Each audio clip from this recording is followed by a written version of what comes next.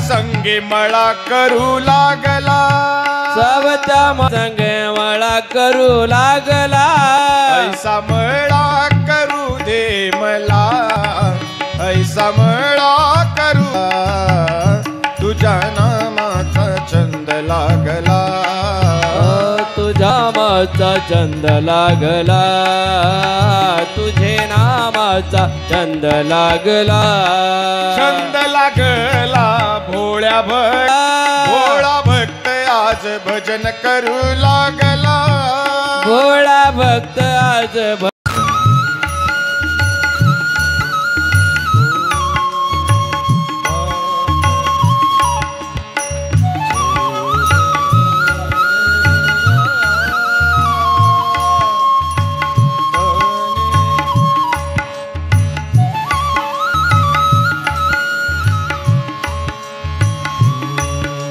स्वागतम सुस्वागतम शरणागतम महाराज,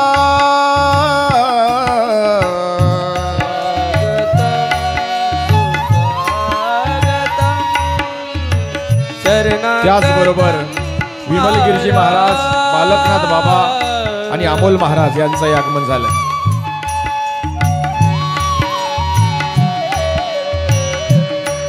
स्वागतम सुस्वागतम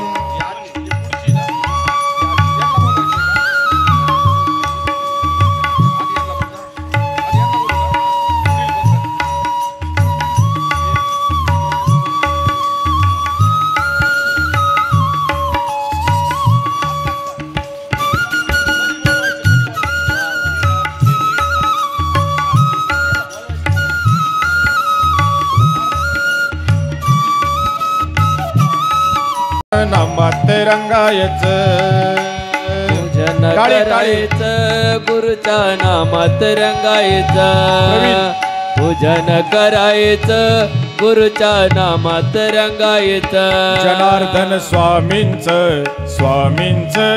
भक्त मंडळ जमलं, स्वामीचं भक्त मंडळ जमलं, हाती घेऊन टाळ गुरुच्या नामात रंगलं,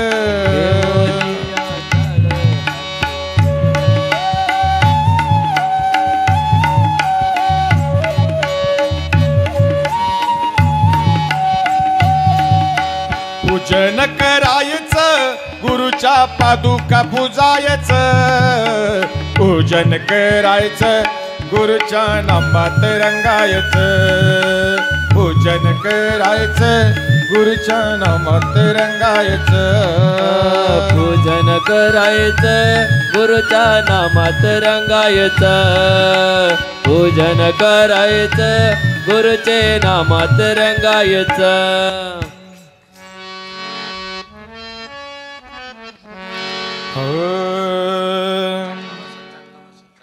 जाऊया चला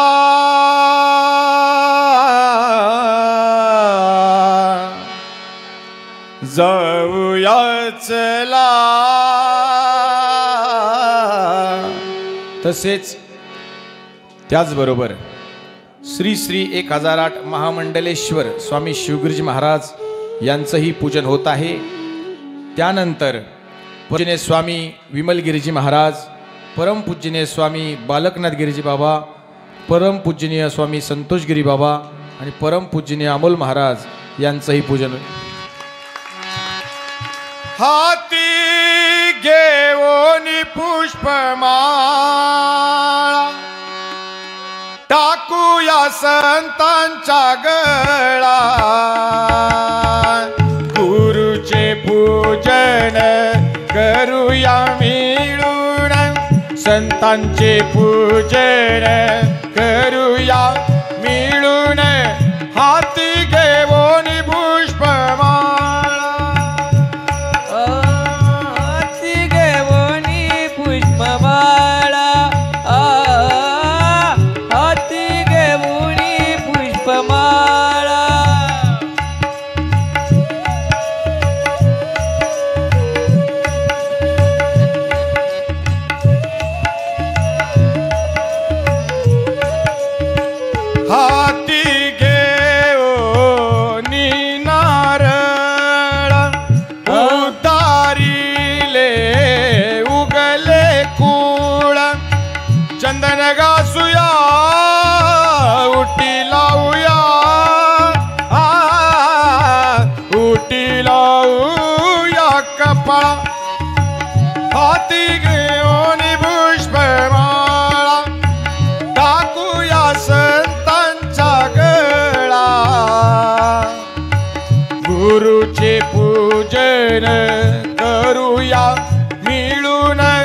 संतांचे पूजन करूया मिळून हाती घेऊन पुष्पमाळ. बाबाजींचं प्रतिमा ज्यांनी काढली ती प्रतिमा ते देत आहे. ज्यांनी ही प्रतिमा तयार केली त्यांचंही टाळी वाजून स्वागत करा. नाम तुम्हारा तारनहारा, नाम तुम्हारा तारनहारा, कब तेरा दर्शन होगा, जिसकी रचना इतनी सुंदर हो, कितना सुंदर होगा, वो कितना सुंदर होगा. बोलो राम, बोलो राम, बोलो राम राम राम, बोलो राम.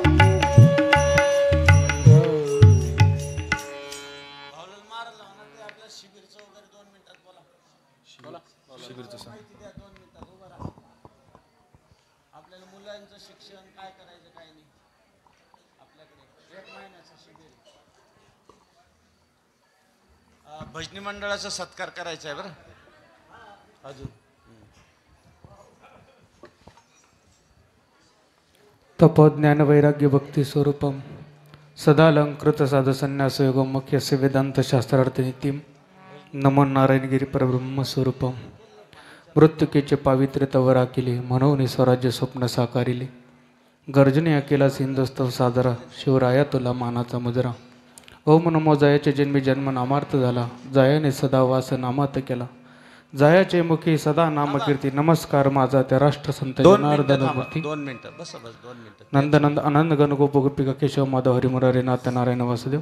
भगवान श्री प्रभू रामचंद्राच्या पदस्पर्शाने संतांच्या विचाराने छत्रपती शिवाजी महाराजांच्या कर्तृत्वाने पावन झालेल्या पुण्यभूमीमध्ये राष्ट्रसंत जनार्दन स्वामी यांचे कृपापात्र शिष्य आमच्या गुरुवर्य सद्गुरू स्वामी शिवगिरीजी महाराज आज या ठिकाणी आपल्याला प्रवचन ऐकण्याकरता आपण सर्व उपलब्ध या ठिकाणी आहे प्रदोषच्या निमित्तानं.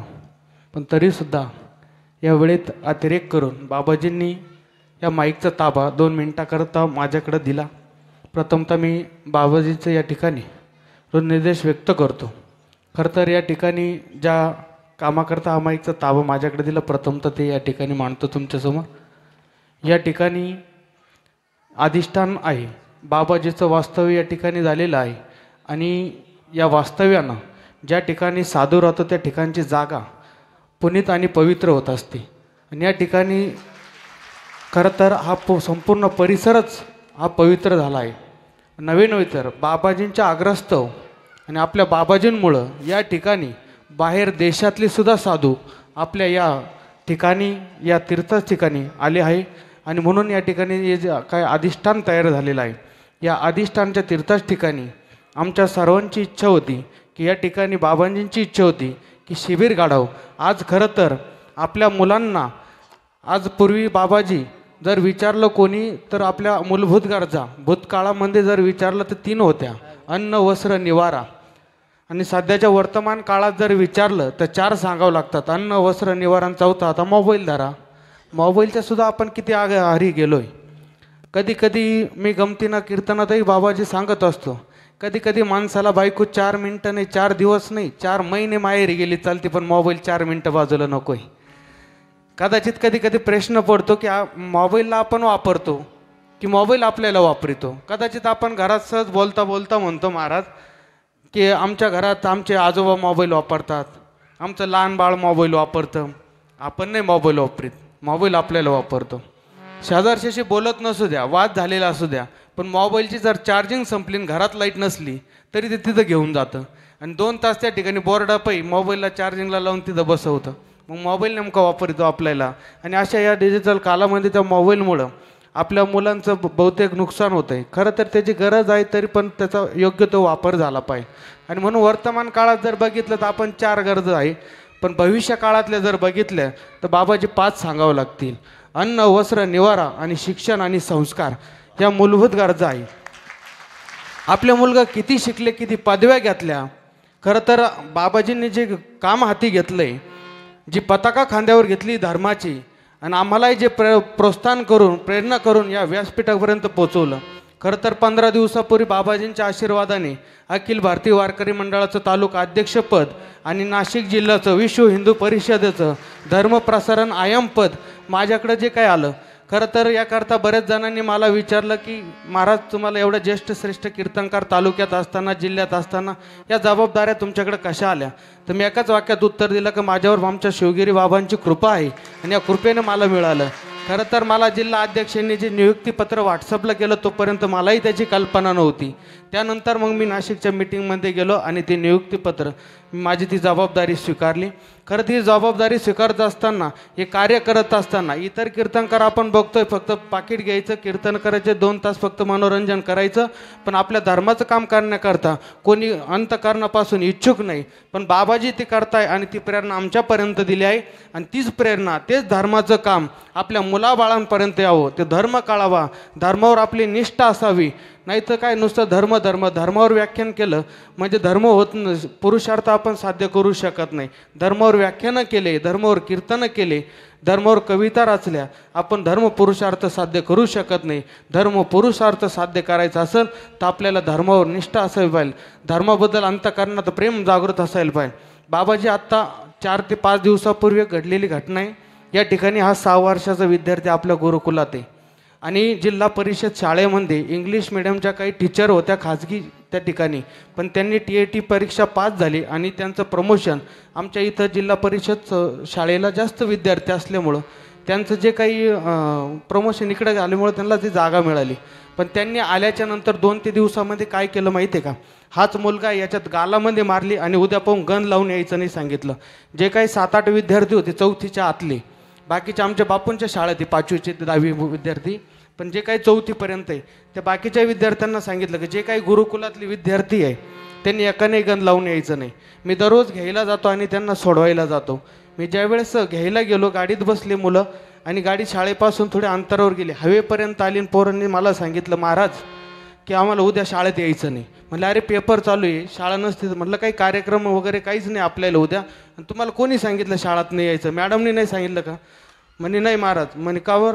तर आम्हाला गन लावून नाही यायला सांगितलं. जर आम्हाला शाळेत जर गन लावून नाकारत असतील तर आम्हाला ती शाळासुद्धा नको आहे. अरे म्हटलं पेपर चालू आहे तुमचे, नापास व्हाल, तुम्हाला परत वर्गात बसवाला.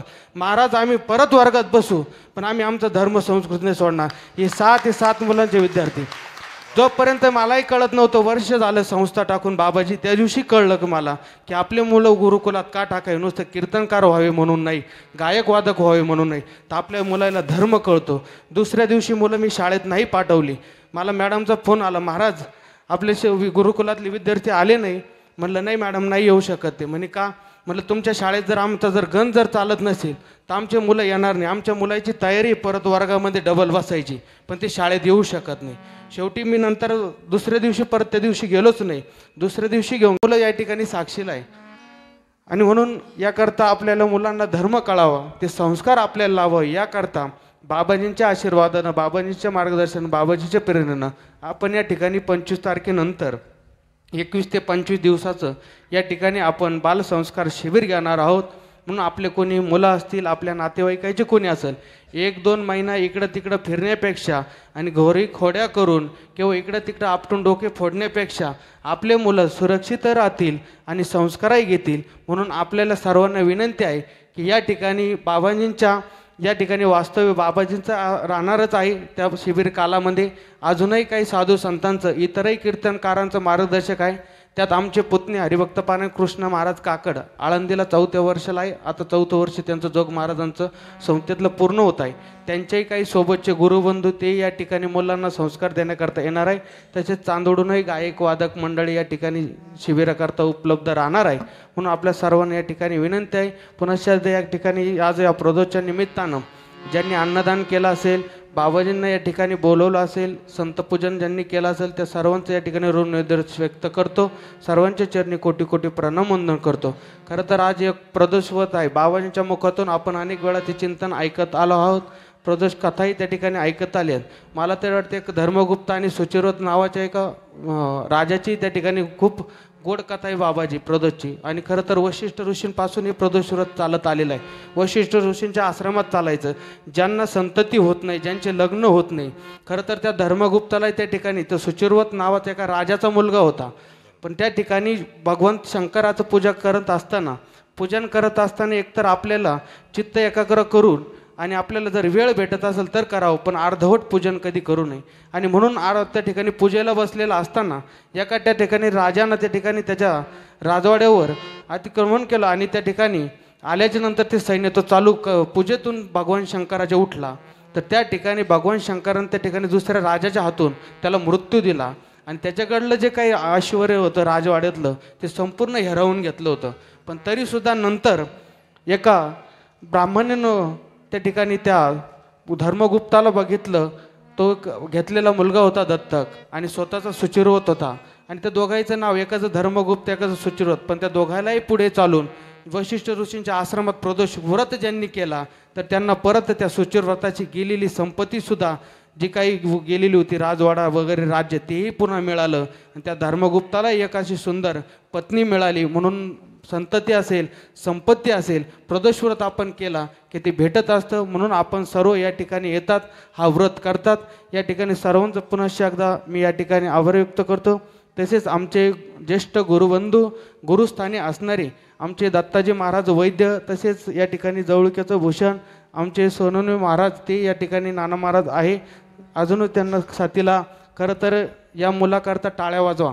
महाराजांचं बालक आहे ते आणि महाराज आज खरं तर वादक नसताना महाराज त्यांना सोबत घेऊन आले आणि आज तबल्यावर ते खरं तर कोणताही या ठिकाणी एकही मात्रा न चुकता अतिशय सुंदर आणि तालबद्ध या ठिकाणी महाराजांना तबल्याची साथ करत आहे. असे मुलं आपले घरात घडले पाहिजे. आणि कला आहे माणसाकडे जीवनामध्ये शिक्षण किती असेल पण कला नसेल. कला अशी गोष्ट आहे की ती आपल्याला कुठेही घेऊन जाते. मला तरी वाटतं पाठीमागाचे एक आपल्या येवल्याचं एक जिवंत उदाहरण फक्त बाबाजी एक खंदारे म्हणून श्रीकांत भाऊ खंदारे म्हणून एक व्यक्ती त्याचं फक्त फेट्याचं आहे. आपल्याला बहुतेक वेळा येवल्यातील राहुल भाऊंनी ज्यांनी जे काही फेटे आणले होते ते त्या व्यक्तीनं दिले होते. पण ते व्यक्ती मागच्या महिन्यामध्ये बाहेर मला तरी वाटतं रशियामध्ये जाऊन 190 देशातल्या लोकांना तो फेटा बांधून आला. आपण साधं समजतो एक फक्त फेट्याची कला आहे, पण आज रशियामध्ये आपल्या येवल्याचा फेटा गेला आणि येवल्याचा फेटा त्या रशियात जाऊन 190 देशातल्या जे काही प्रतिनिधित्व म्हणून ज्या रशियामध्ये आलेले होते त्यांना तो बांधण्यात आला. म्हणून जी काही कला आहे ती कला महाराजांनी त्यांना अवगत करून दिली. त्यांचं या ठिकाणी अभिनंदन करतो आणि थांबतो. रामकृष्ण.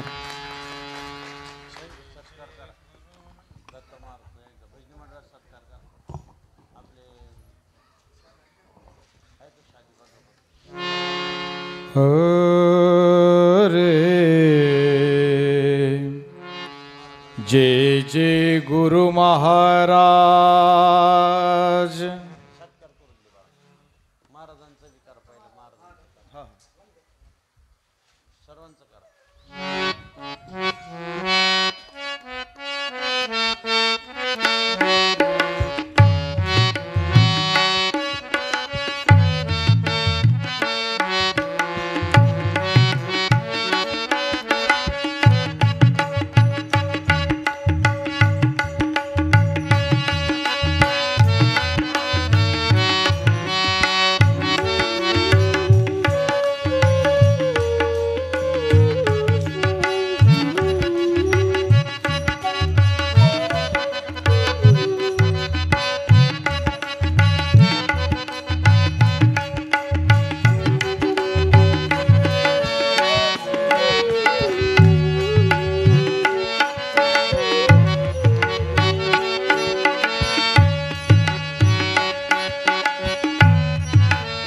तसेच सुंदर असं बासरी वादन करणारे त्यांचाही सत्कार होत आहे.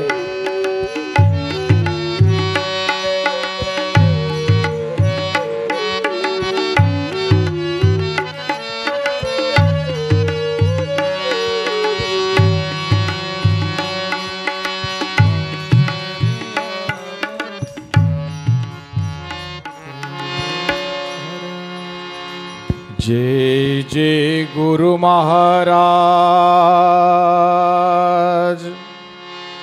गुरु महाराज. गुरु महाराज. गुरु महाराज.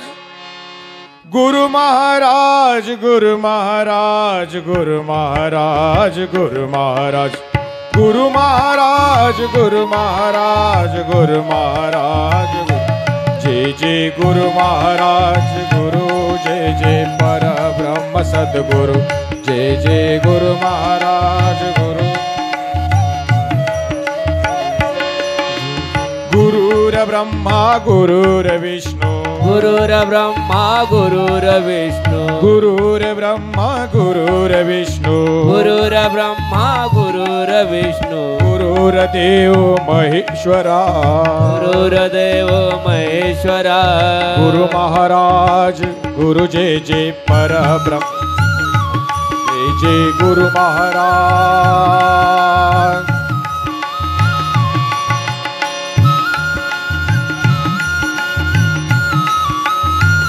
टाळी टाळी गुरु महाराज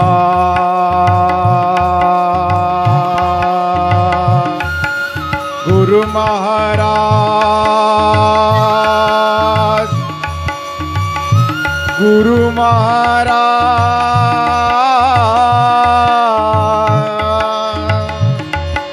गुरु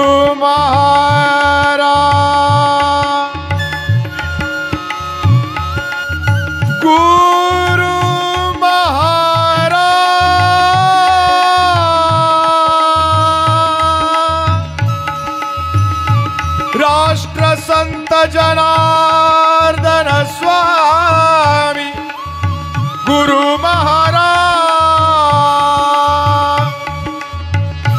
जय जय गुरु महाराज गुरु जय जय पर ब्रह्म सद्गुरु जय जय गुरु महाराज गुरु जय जय पर ब्रह्म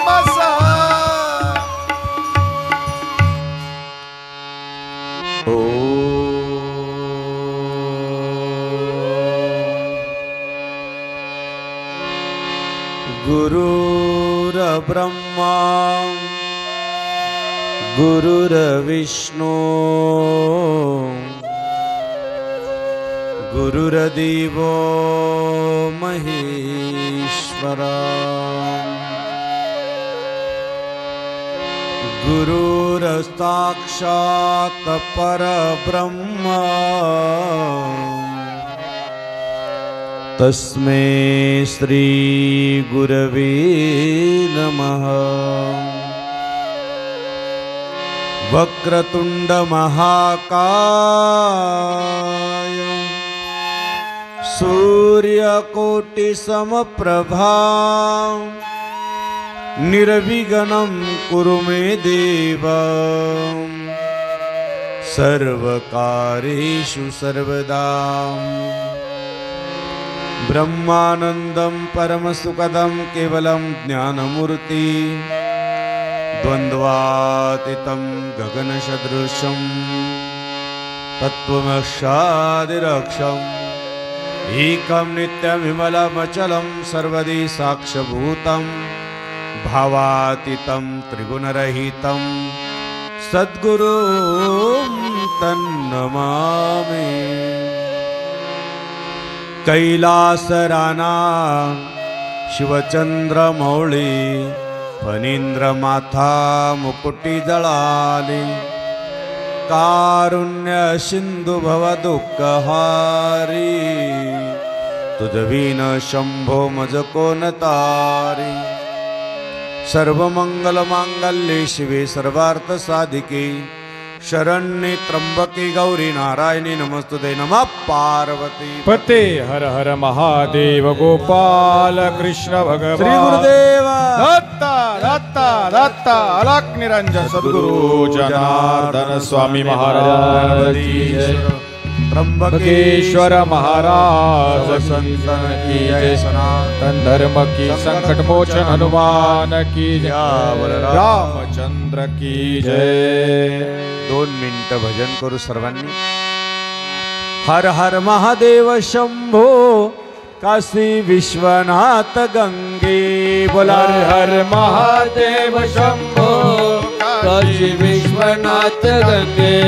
हर हर महादेव शंभो काशी विश्वनाथ गंगे हर हर महादेव शंभो काशी विश्वनाथ गंगे काशी विश्वनाथ गंगे काशी विश्वनाथ गंगे काशी अमरनाथ गंगे काशी अमरनाथ गंगे हर हर महादेव शंभो काशी विश्वनाथ गंगे हर हर महादेव शंभो काशी विश्वनाथ गंगे हर हर महादेव शंभो काशी विश्वनाथ गंगे हर हर महादेव शंभो काशी विश्वनाथ गंगे जनार्दन जनार्दन सद्गुरु स्वामी जनार्दन जनार्दन जनार्दन सद्गुरु स्वामी जनार्दन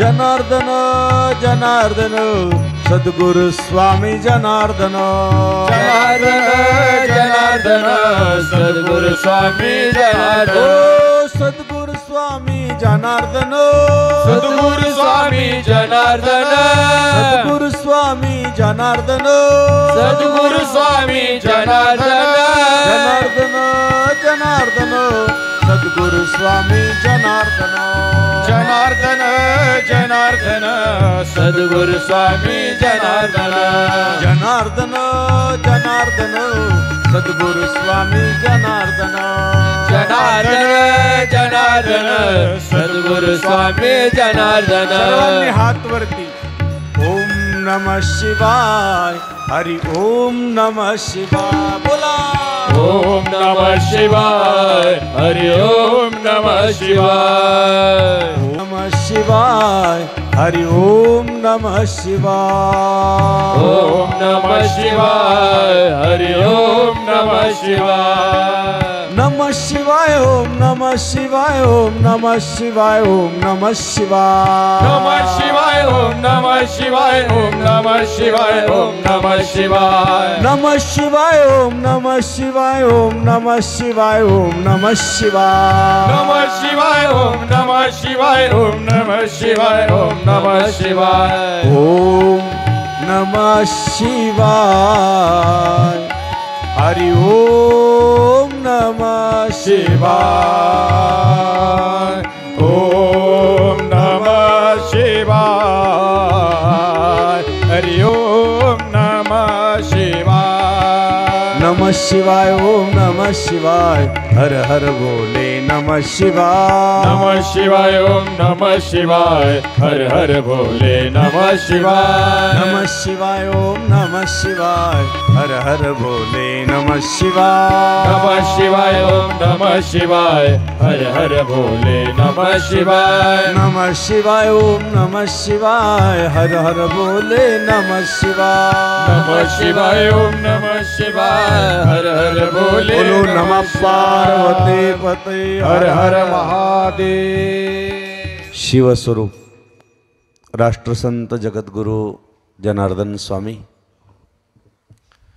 गुरुमाऊलीच्या कृपेनं सद्गुरू जनार्दन स्वामींच्या शुभ आशीर्वादानं आजची जी पंगत आहे आजच्या पंक्तीचे खऱ्या अर्थानं जे काही अंबादास भाऊ पडवळ ना वा त्यांचं टाळ्याच्या गजरात स्वागत करूया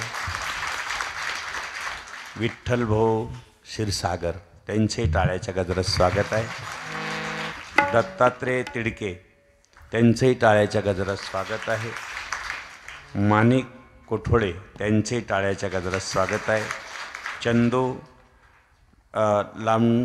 बले का बरं त्यांचे टाळ्याच्या गजरात स्वागत आहे चंदू भाऊंचं अतुल आहेर यांचे टाळ्याच्या गजरात स्वागत तुकाराम भाऊ पडवळ यांचे टाळ्याच्या गजरात स्वागत आहे विशेष म्हणजे आज आपल्या वाट्याला शनिप्रदोष आलेला आहे बाबा हे घ्या पत्रिका त्या खालची आज शनिप्रदोष त्यांच्या वाटेला आलेला आहे फार चांगला दिवस आहे आणि पुढची पंगतही आपण या ठिकाणी ज्यांचं नावं घेतो आम्ही प्रवीण भाऊ पोपटराव आहेर आलेले आहे का जागेवरती उभा राहा यांची पंगत आहे त्यानंतर बाबाजी लक्ष्मण गायकवाड आहे का या उभा राहा जागेवर शांताराम पुंजाराम सोनवणे उत्तम भागवत सोनवणे राजाराम विश्वनाथ सोनवणे समस्त दुगाव जय जनार्दन जय बाबाजी परिवार यांचं टाळ्याच्या गजरात आपण स्वागत करायचं. यांच्याकडे ही पंगत दिल्या गेलेली आहे, म्हणजे पुढच्याही पंक्तीची तयारी स्वामी विमलगिरी बाबांनी केलेली आहे, त्याच्यामुळं त्यांचे टाळ्याच्या गजरात स्वागत आहे. आणि तिसरी जी पंगत आहे, कुठे येते, चला उभा राहते, कोणी सांगितलं होतं, पिंपळगाव लेप का कुठले होते ते, हां या पुढे या.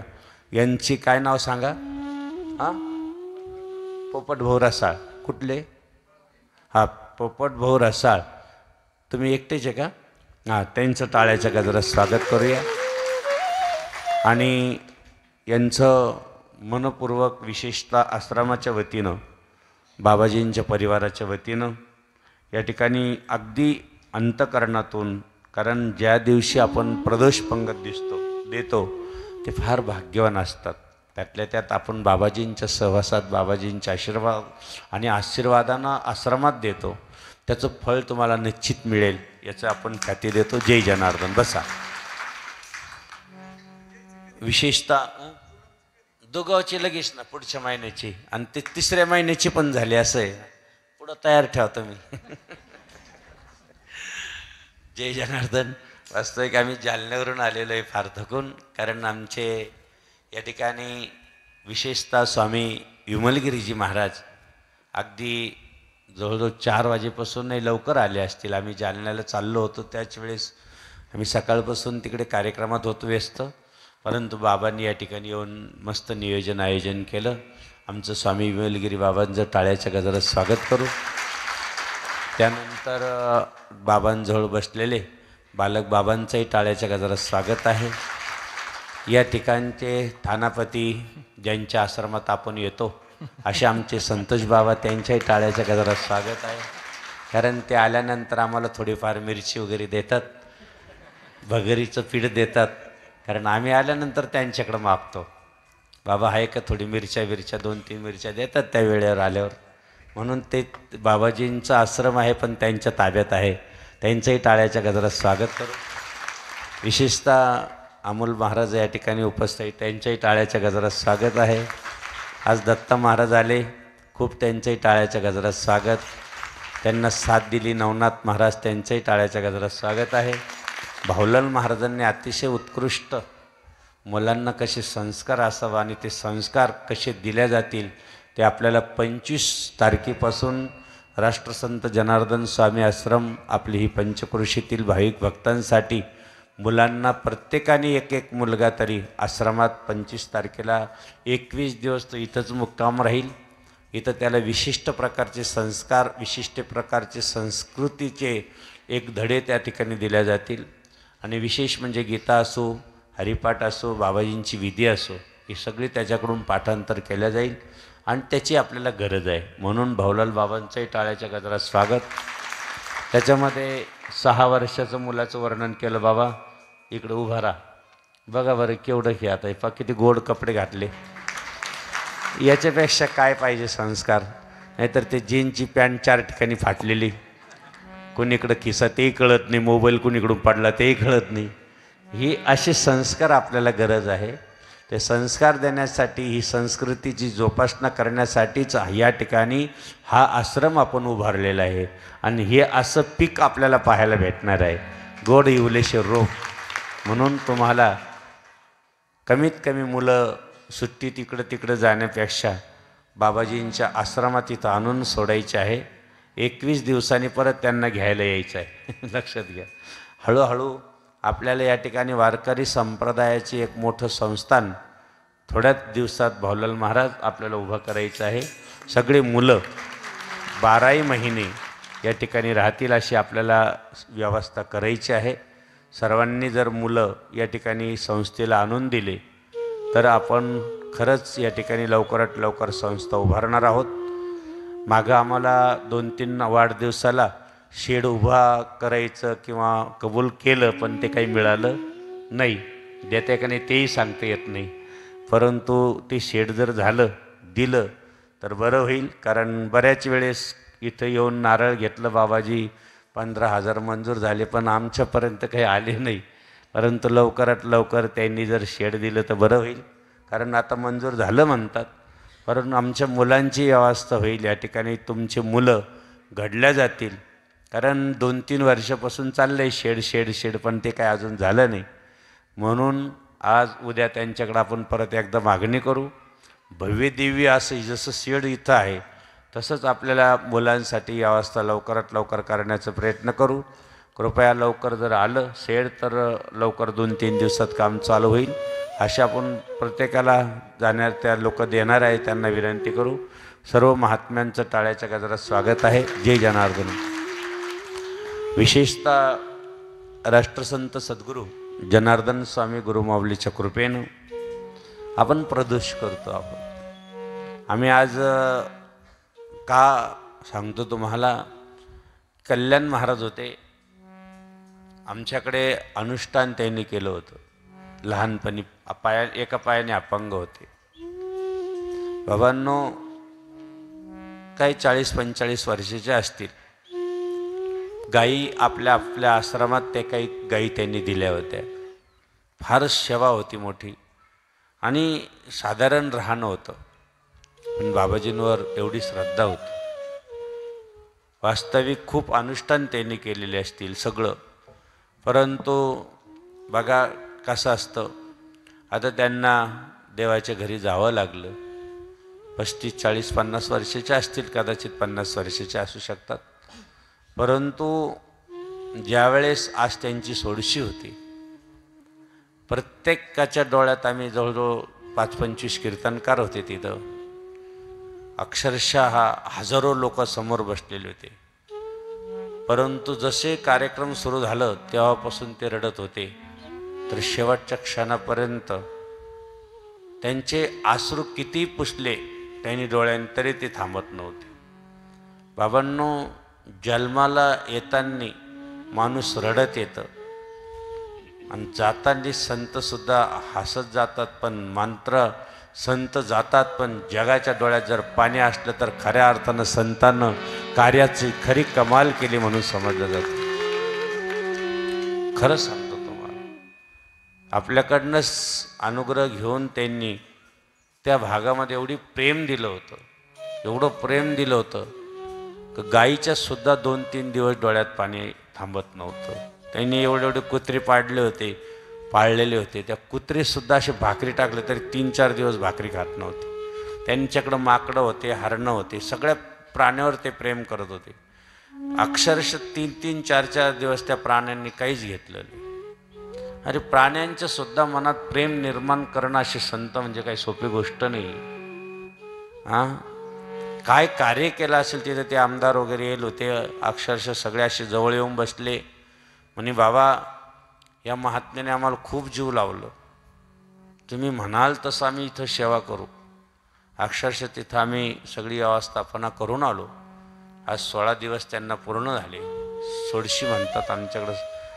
50, 60, 70, 80 महात्मा तिथं आलेले होते.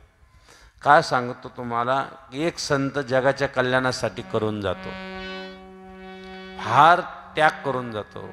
अशी जमाजमा करणार, तुमच्यासाठी उभा करणार. आणि ज्यावेळेस संतांची समाधी होती त्यावेळेस लाखो लोकांना कळतं की अरे यांनी तर काहीच नेलं नाही, यांनी सगळं आपल्यासाठी करून ठेवलं. त्यावेळेस मग आपल्या भारतात, महाराष्ट्रात एक खंत आहे, साधू संत गेल्यानंतर त्यांचे जवळजवळ आज 400-500 फोटो लोकांनी घरी नेले.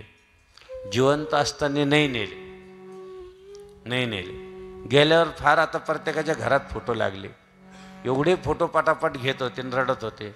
म्हणलं जिवंत असताना कळाले असते तर अजून मोठं कार्य झालं असतं. पण आमच्याकडे खंत आहे की जोपर्यंत संत समोर असतो ना तोपर्यंत कळतच नाही. गेल्यानंतर एवढा पश्चाताप करतात. आमच्याजवळ बसत होते, आमच्याशी बोलत होते, आमच्याशी जीव लावत होते. आम्हाला बाबाजी काही अडचण आली तर घरी येत होते. पण नंतर का लोकांना महाराष्ट्राच्या मातीमध्ये का लक्षात, म्हणजे संत मातीत गेल्यानंतरच. कारण ज्ञानेश्वर माऊली जोपर्यंत होते मांडा आणायचा, मांडा खायचा म्हणून मडकं आणलं, पीठ आणलं, त्यांचं पीठसुद्धा रस्त्याने उधळून दिलं, पीठसुद्धा नाही खाऊ दिलं. वरून 2-3 मुस्कडात मारल्या आणि मग ज्ञानेश्वर माऊलीला खूप वाईट वाटलं. मुक्ता, अगं आपल्याला पीठं आणू दिलं नाही, मडकं आणू दिलं नाही. मुक्ताने सांगितलं, काय काळजी करतात तुम्ही, योगी आहात, तुम्ही काय करू इले ते काय नव्हे महाराज, परिपाय बीज शुद्ध अंगी, तुम्ही काय करू शकत नाही. माऊलींनी सांगितलं मग तर तुला मांडेच खायचे ना, तर माझ्या पाठीवर मांडे थाप. काय शक्ती होती. मग पाठीवर मांडे टाकले आणि मांडे तयार झाले. पण मग नंतर आता करोडो लोक त्यांच्या नावाने मांडे खात आहे. माऊलींच्या दर्शनाला गेले का लाखो लोक दिंड्यात जात आहे, पण तोपर्यंत नाही कळाले. म्हणून बाबांनो, कळणं खूप अवघड असतं. तोपर्यंत आपण निंदा करतो त्यांच्याशी वाईट बोलतो, त्यांची पाठीमागं टिंगल करतो. पण नंतर मात्र गेले का मग कळतं अरे लय चांगले होते. अरे बाबांनो, ज्यांनी निंदा केली असेल, ज्यांनी टिंगल केली, त्यांचं घराची राख रांगोळी झाली ही तुम्हाला अजून माहिती नाही. आज त्या महात्म्याच्या पाठीमाग करोडो लोक आज रडत होते, म्हणून एवढं तळमळीने बोलतोय आम्ही. गेले दिगंबर ईश्वर विभूती, गेले दिगंबर ईश्वर विभूती, राहिल्या त्या कीर्ती जगमाजी, जगमाजी राहिल्या त्या कीर्ती जगमाजी. गेले दिगंबर ईश्वर विभूती, गेले दिगंबर ईश्वर विभूती, गेले दिगंबर ईश्वर विभूती, गेले दिगंबर ईश्वर विभूती, राहिलं तर कीर्ती जगा. म्हणून लक्षात घ्या की आज शनी प्रदोष आहे. आम्हाला वाटलं होतं ना, हिने फोन केला बाबाजी किती प्रसाद बनायचं, म्हणलं हाय तेवढं बनवा, आता काय करते का बाबा. म्हणलं आता कार्यक्रम चालू आहे, हे महाराजांचा, तुकाराम महाराजांचा खूप मोठा कार्यक्रम चालू आहे, लोकांना कीर्तनाला जायचं असेल म्हणून 200-400 लोकांचं बनवा. पण आढळ आणि निष्ठावान आणि इतकी प्रामाणिकपणाने तुम्ही वारी केली, त्याबद्दल तुमचं धन्यवाद. म्हणलं आता कसं काय घ्यायचं, आता यांची वारी, महिन्याची वारी चुकवणं देई. महिन्याची वारी खरंच चुकली नाही तुमची.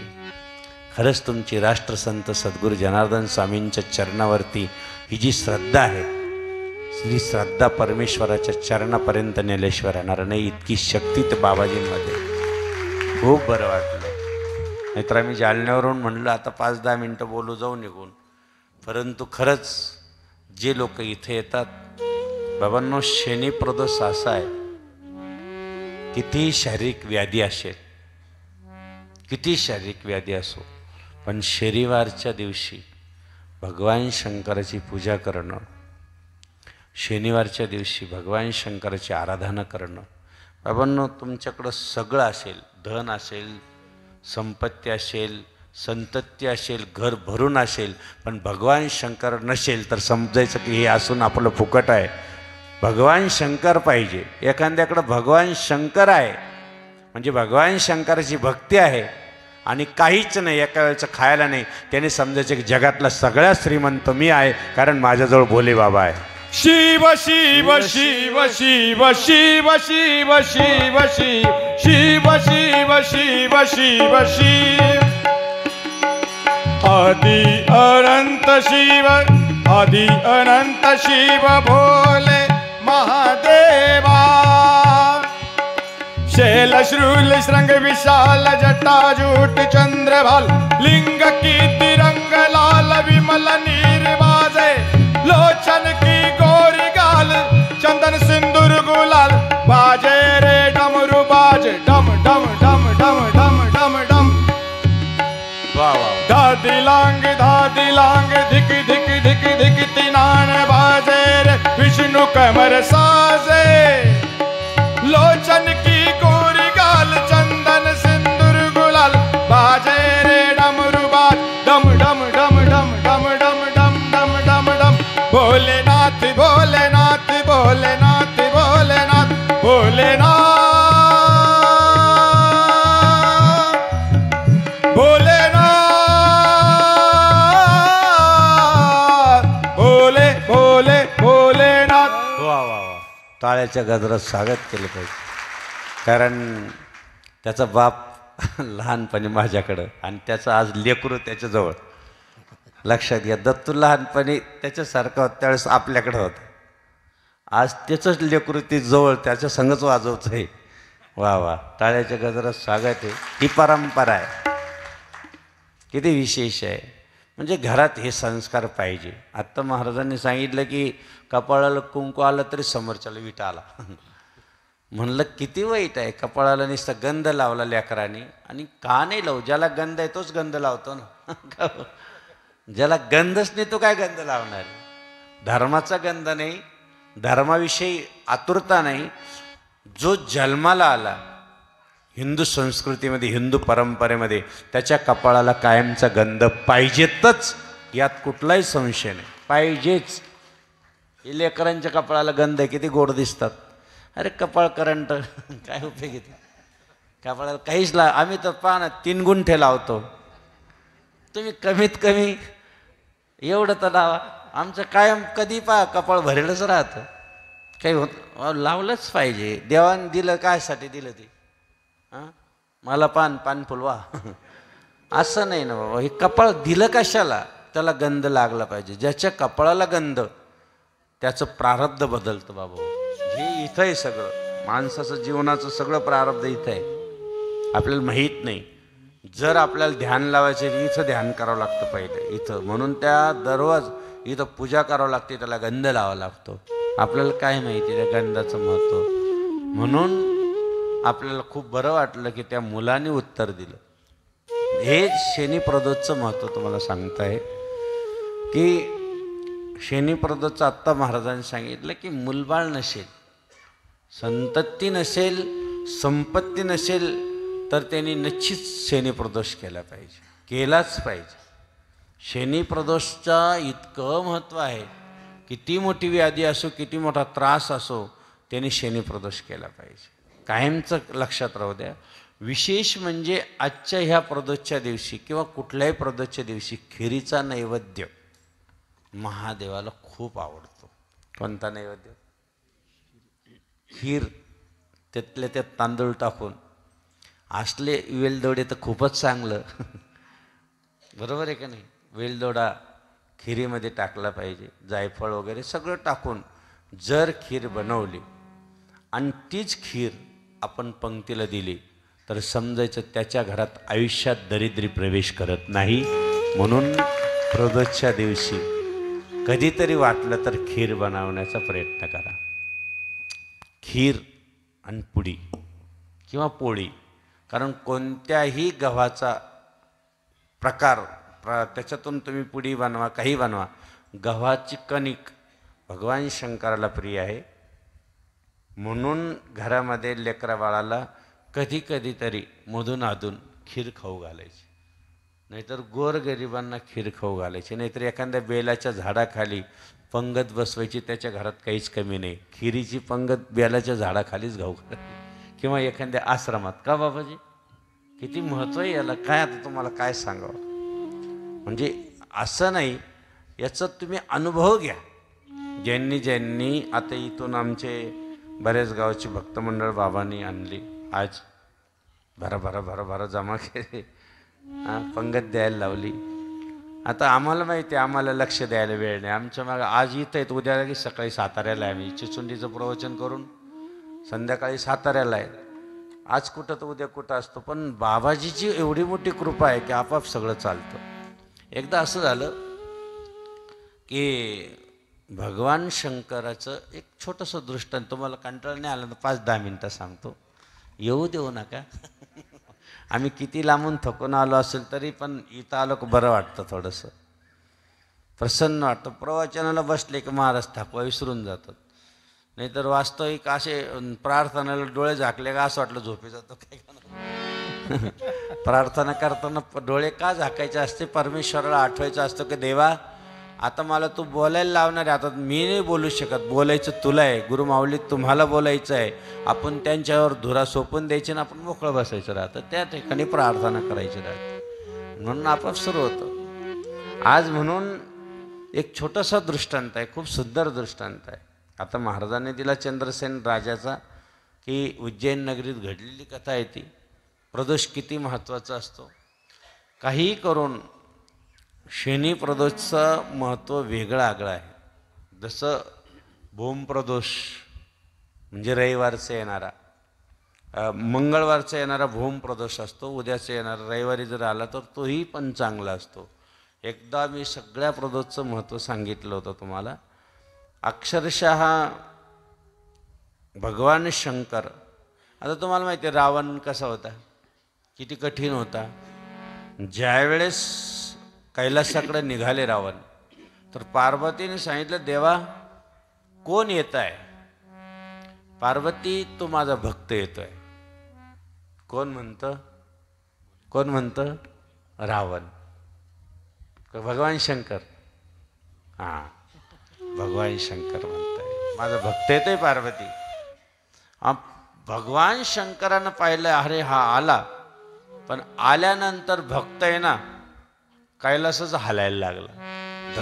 पार्वती आणि देवा आला भक्त, पण तो नुसतं धडधड धडधड आपला कैलास. अगं पार्वती, खेळत असेल लेकरू, खेळू दे. कोण म्हणतं? भगवान शंकर. खेळत आहे, खेळू दे. तिथपर्यंत ते थांबलं नाही.